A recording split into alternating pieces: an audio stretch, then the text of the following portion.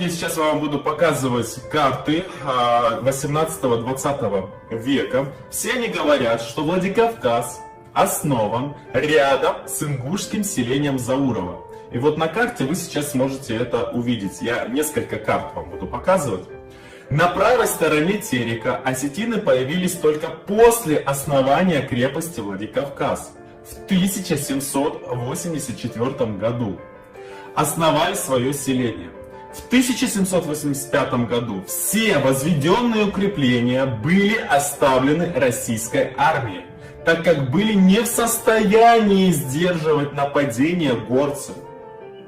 Осетины вновь ушли в горы, а ингуши продолжали там жить, на этих землях.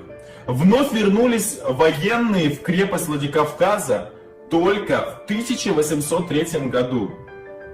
И вновь, опять же, осетины поселились на правом берегу Терека. Поэтому я сказал то, что было исторически много раз доказано. Крепость Владикавказ создана на исконно ингушских землях.